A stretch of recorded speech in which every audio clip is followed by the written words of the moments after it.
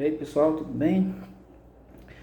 Pessoal, vamos falar hoje um pouquinho sobre filosofia.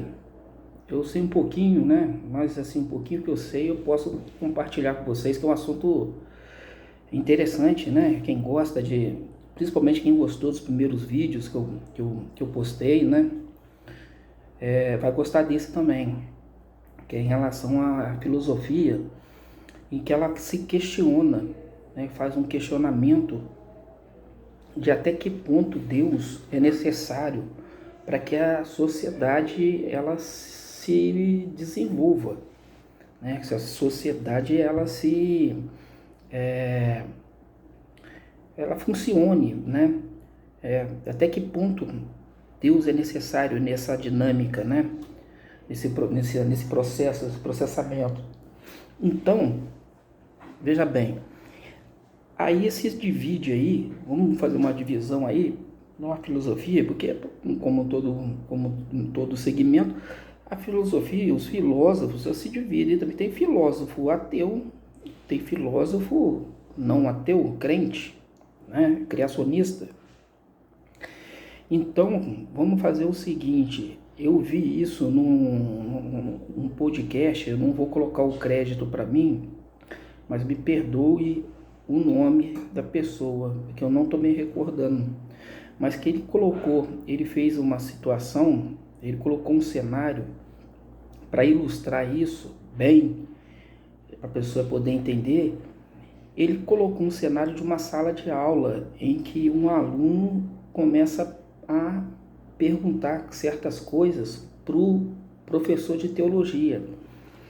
No momento que o professor de teologia estava falando lá sobre Deus e a importância de Deus na vida do ser humano, um aluno lá levanta a mão e fala o seguinte: professor, eu com a minha mais sincera opinião, eu não acredito em Deus. Aí o professor ficou espantado, olhou para ele e falou assim: mas por que você não acredita em Deus? Perguntou pro aluno. O aluno respondeu o seguinte, e teve o argumento dele era o seguinte: professor, você já viu o mundo como é que está? Dá uma olhada para o mundo. O mundo é a mais completa barbárie, está um caos, está uma completa falta de empatia entre as pessoas. O mal está instalado em tudo quanto é lugar, está tudo contaminado, né?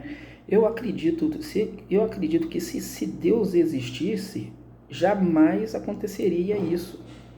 Essas coisas que eu vejo aí acontecendo ao redor do mundo. Então essa era a tese do aluno, né? Aí ele falou, o professor entendeu rapidamente a questão e perguntou: então você atrela a existência, a sua não crença, vamos dizer assim, a não crença em Deus, à existência do mal? Aí ele falou: é isso mesmo, porque existe muita maldade no mundo, entendeu? E eu não acredito por causa disso. O professor perguntou para ele, aquela mais simplicidade, né? Maldade, né? Você falou assim na questão da maldade. Você não acredita por causa da maldade, mas qual parâmetro que você utiliza para descrever maldade? Aí falou assim: maldade são coisas ruins que acontecem na vida da pessoa, né? Que outras pessoas fazem para outras pessoas. Maldade é isso, entendeu? Aí o professor chegou e falou o seguinte: tá, maldade são coisas ruins que acontecem, né? E como é que você sabe que essas coisas são ruins? Ele falou assim: eu sei que essas coisas são ruins porque... Aí ele começou a pestanejar, o aluno. Ele falou assim: eu sei que são ruins porque fazem mal, entendeu? Fazem mal. Aí o professor pergunta assim: fazem mal. E como é que você sabe que faz mal? Ou melhor, como é que você sabe que o mal é mal? Olha a pergunta do professor. Depois vocês vão entender por quê. Parece loucura agora, parece coisa de loucura, mas vocês vão entender por quê. Como é que você sabe que o mal é mal e que o bom é bom? Ou melhor, que o bem é bem? Aí ele falou assim, professor, isso é uma coisa empírica, é uma coisa que não precisa comprovar e tal. Professor, não é empírica não. Porque eu acredito que aconteçam, eu acredito em Deus, mas apesar de eu acreditar em Deus, eu acredito que aconteçam coisas ruins e que coisas boas, independente da minha crença de Deus. Diferente de você, que você não acredita em Deus porque acontecem coisas ruins. Só para resumir, não perde esse gancho não. Eu, diferente de você, eu acredito, mesmo acontecendo coisas boas e acontecendo coisas ruins. Porque eu acredito em que nós somos regidos por leis, né, que estão dentro de nós, sensores, e que apitam quando a gente está fazendo uma coisa ruim e quando a gente está fazendo uma coisa boa. Que nós, instintivamente ou inconscientemente, todos nós sabemos o que é certo, o que é errado. Você pode pegar um ser humano, colocar ele, isolar ele do contato com outros seres humanos, colocar ele numa ilha deserta que ele vai ter o senso de certo e errado. Mínimo, mas vai ter. Mínimo. Essa é a tese do professor. Por quê? Porque isso é uma lei universal, criada por Deus, uma lei gerada por Deus, que é o grande legislador, o que elabora leis.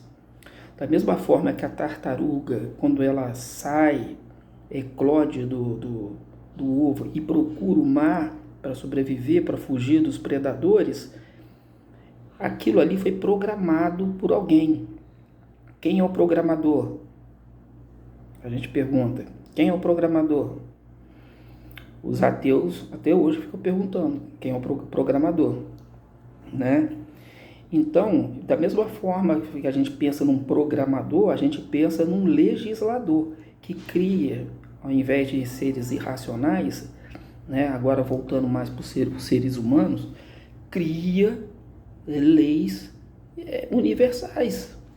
E essa é uma lei universal, é até bíblico, até a árvore da ciência do bem e do mal. Nós já nascemos com essa tendência em saber o que é certo e o que é errado. Mas para o aluno, o professor falou o seguinte, foi sábio. Ele falou assim, você, como não tem Deus, como não acredita em Deus, você vai ter que me responder perguntas. Eu vou te fazer perguntas e você vai ter que me responder sem usar Deus, riscando Deus da equação. Tá certo? O aluno falou, tá certo. Falou assim, então risca Deus da equação e me responde como é que você sabe que o certo é o certo, que o bem é o bem e que o mal é o mal. O aluno, na primeira tentativa, ele começou a falar assim, vou usar como parâmetro a natureza. O que a natureza acontece na natureza de bom o que é bom. E o que acontece de mal é mal. O professor falou, a natureza é relativa e circunstancial. Ela não é absoluta, ela não serve como parâmetro. Por quê? Porque na natureza existem certos animais, como aquela aranha caranguejeira, a rainha, ela quando copula com um macho da espécie, depois que ela termina a cópula, ela mata o macho. Você vai classificar a aranha como má? Ou ela está fazendo apenas o papel dela da natureza, o que ela foi programada para fazer? Ali ele já deu uma quebrada na solda do aluno, né? Por mais simplório, mas é muito elucidativo esse exemplo. É a visão do tubarão e da sardinha. Na visão do tubarão, na visão da sardinha, o tubarão é um monstro, né? É muito mal, é terrível, né? Por quê? Porque está querendo devorar ela, né? Na visão da sardinha, da gente ver essa ótica. E o tubarão, na visão dele, ele está no mais completo direito dele de predador. Porque se ele não comer a sardinha ou outras presas dele ali, ele vai morrer de fome. É ele que vai embora. Então ele está exercendo ali a função da cadeia alimentar dele. Que ele está no topo. Não foi ele que colocou ele no topo.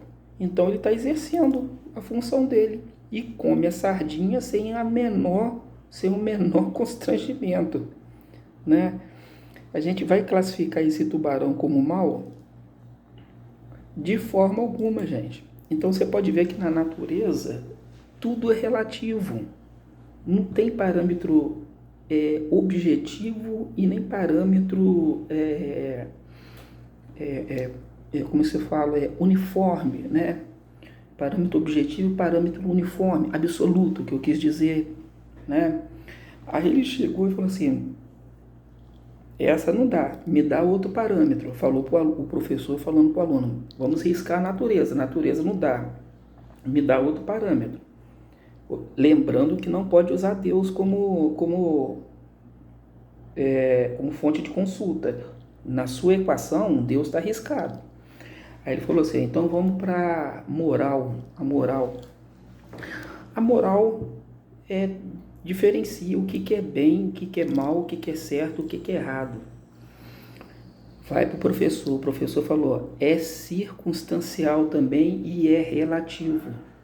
Porque a moral, basta pensar no planeta, todo mundo sabe que o planeta tem os mais diversas culturas espalhadas aí pelos 4 cantos do mundo, né? O que é certo para mim aqui, lá no Oriente Médio, lá pode ser pena de morte, lá que a gente não sabe, que é tudo estranho, causa estranheza o modo deles viverem lá e de encararem as coisas lá, os crimes lá. Determinado crime lá, aqui pode ser legal. E determinado crime aqui, lá pode ser legal também. Então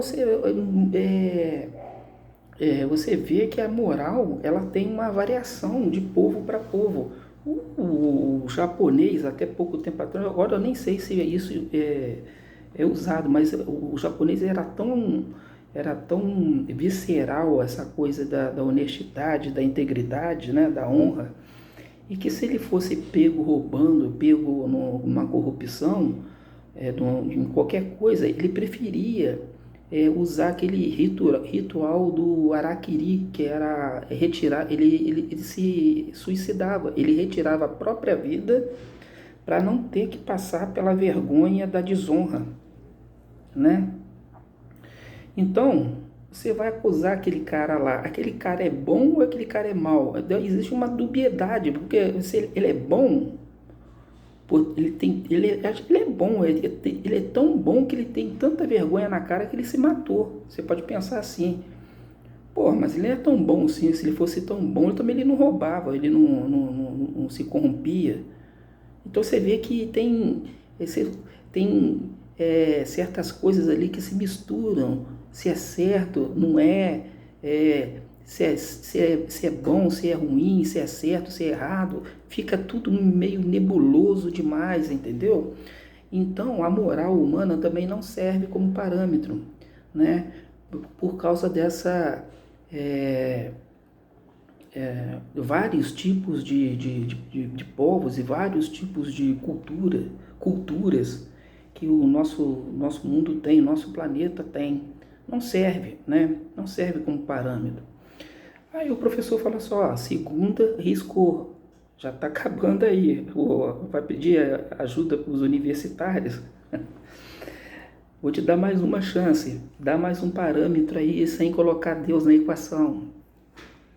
Ele falou assim, então vamos colocar a autopreservação da espécie.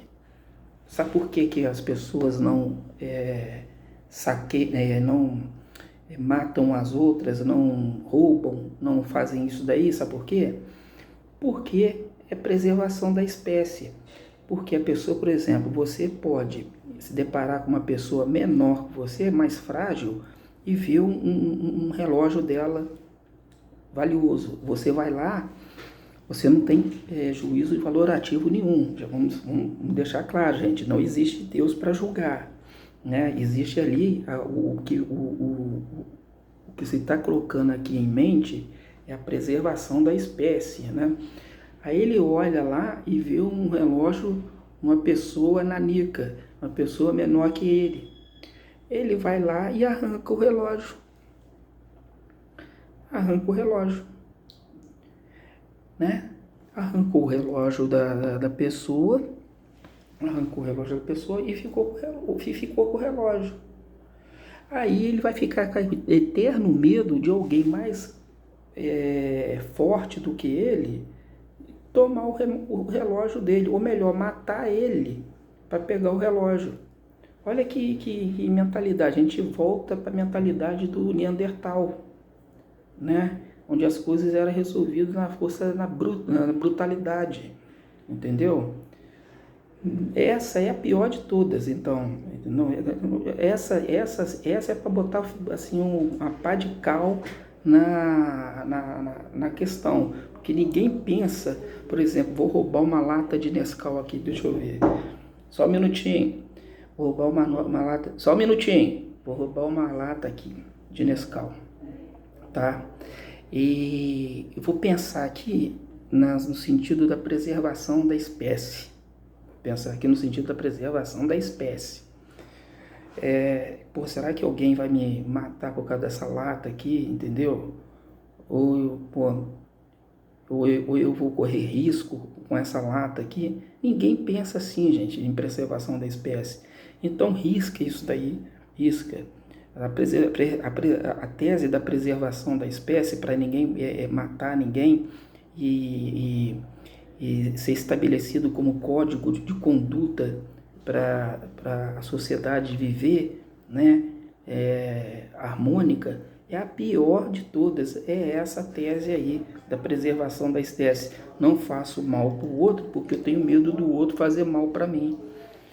Eu falei assim, nossa gente, o pior de todas, o pior do baile é essa terceira, tá? O pior do baile é essa terceira. Então, gente, é o que eu tô falando. Tirou Deus da equação, perdeu tudo a referência, perde tudo, o bem e o mal se misturam, as referências se perdem, a pessoa já não consegue mais discernir o que é certo, o que é errado, tudo é permitido, conforme o título aí, tudo passa a ser permitido. Por quê? Quem que vai te julgar se não tiver Deus? Se riscar Deus da equação, quem que vai te julgar? Entendeu? Você passa inconscientemente a querer, a ter tudo. Vira um caos a sociedade.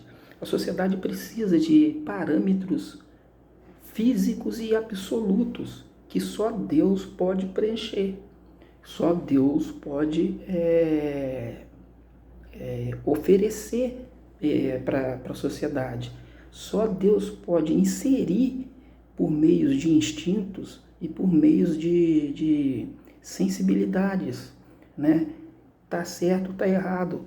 O traficante, embora ele faça um monte de coisa errada, tudo que ele faz de errado, ele sabe que é errado. Entendeu? Apesar dele saber que ele é errado, ele continua fazendo. Entendeu? Então essa é a tese do professor, que saiu e depois perguntou lá, risquei essa tese, qual a outra tese? Então, já que riscou as três teses, eu não acredito em Deus, porque Deus acontece a maldade no mundo. A gente já falou, uma maldade no mundo, como é que você sabe que o mal é mal? Perguntou, voltou, fez a mesma pergunta, como é que você sabe que o mal é mal? Você usou três parâmetros e não conseguiu explicar. Eu não consigo, é mal porque simplesmente é mal, falou assim pro professor. Aí já entregou a fragilidade da tese dele. Por quê? Porque ele não pode, ele não consegue estabelecer uma linha de raciocínio razoável sem colocar Deus na questão. Entendeu? Então Deus na questão é a base de tudo, é a mola mestra, é aquilo que vai separar o bem do mal, é aquilo que vai fazer você saber discernir e é aquilo que vai permitir a sociedade se funcionar dentro de um contexto razoável, entendeu? Dentro de uma sociedade existem negócios acontecendo a todo momento, entendeu? Se ninguém respeitar o negócio, por exemplo, eu faço um negócio com uma empresa, ou a empresa faz um negócio comigo, eu tenho que cumprir a minha obrigação com a empresa. Se eu não cumprir, ela não vai cumprir comigo. Mas esse senso de certo e errado não vem do negócio em si, vem de Deus. Vem de Deus. Entendeu? Por isso que a sociedade ela é perfeita, porque nós sabemos o que é certo, o que é errado e colocamos justamente isso em contratos, né? E da onde que vem o conceito de certo e errado? O aluno lá se embananou, se encalacrou todo e não conseguiu explicar. Vai lá para o professor, que a resposta fica muito mais do que evidente.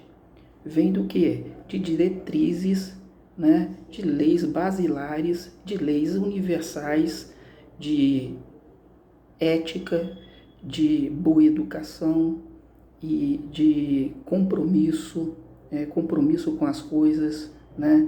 De responsabilidade, tudo isso colocado, enfronhado, né? Minimamente que seja, depois tem que ser desenvolvido, mas por Deus. Tá certo, gente? Um abraço para todos e fique com Deus aí. Espero que tenham gostado.